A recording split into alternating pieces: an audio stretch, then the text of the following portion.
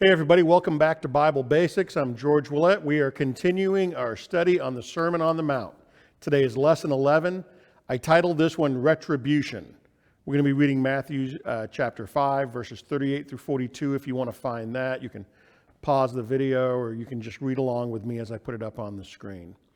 Now, as always, and again, you're going to be like, you do this every week. Yes, because I really want us to get this point down. The Sermon on the Mount, this is Jesus, the Lord of Lords, the King of Kings, God in the flesh. He has come and he is doing this mission, this ministry. And here he's teaching us, he's proclaiming, this is what the kingdom of heaven is like. Like the world that we live in, the rules that we follow, the things we think are the way that you do life. This is not the way you do it. Here's what life is like in the kingdom. If you're going to be a kingdom citizen, a kingdom person, you're going to live in a different way than everybody else. Because he came to proclaim the kingdom of heaven. The kingdom of heaven is close by. The kingdom of heaven is Jesus entering in and already bringing it here. Like when you become a believer in Jesus Christ, you're not waiting for Jesus to come back before the kingdom of heaven comes. It is our job to be living in such a way that the kingdom is already touching this earth. We're already living in a way that honors God, that shows other people what it really means. So as he's going on, we talked about vows last week, and he goes on and he says, okay, let's talk about justice. Let's talk about retribution, what it means. And again, remember, he's giving a commentary on their understanding of the law of God. And he says, you have heard that it was said, an eye for an eye and a tooth for a tooth. Now, when God is setting the Israelite nation, when he's setting the Hebrew people on a path and teaching them how to live, some people are like, this is horrible. An eye for an eye, a tooth for a tooth. But even back then it was radical, because back in that time, in the culture that this is coming out of, if someone hurt or offended you, you would actually go above and beyond. You would not just get justice, you would get revenge. So to keep it even, hey, whatever happened to you, you can only get back at that even level. You're not going for vengeance. You're not going for punishment. You're going for justice. But that had gotten twisted and gotten warped. So Jesus says, okay, here's my commentary, but I say to you, I want to give you a good interpretation. Do not resist an evil person, but whoever slaps you on your right cheek, turn the other to him also. And if anyone wants to sue you and take your shirt, let him have your coat also. Whoever forces you to go 1 mile, go with him 2. Give to him who asks of you, and do not turn away from him who wants to borrow from you. Now, guys, this is radical, and I want to walk through this. And again, this is Bible basics, but I do want to take a little bit of time. This not resisting, this putting other people ahead of ourselves, this sacrificial servanthood living that he's talking about. There are times and places where we look and what are the values that we're trying to give, and so someone is slapping me, someone is being aggressive.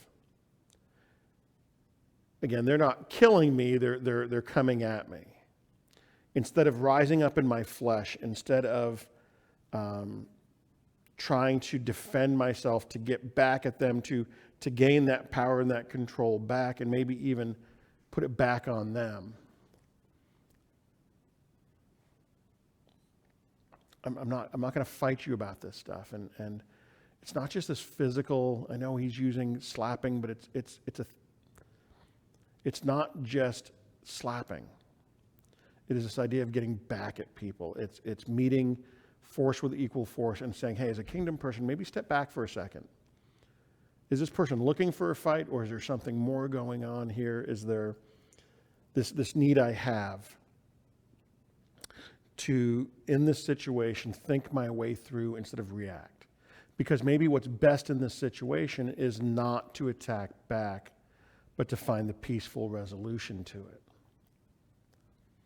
If someone's going to sue you, seen in that culture, taking someone to court and suing them, and it's like, okay, you're going to get this. Well, listen, I'm going to be agreeable, and I'm not going to force us to go through this kind of stuff. Here's my cloak, and here's my robe. Take it all. What you're wanting to fight about, what you're wanting to argue about, is it truly worth it? And if it's not, I'm not going to do this.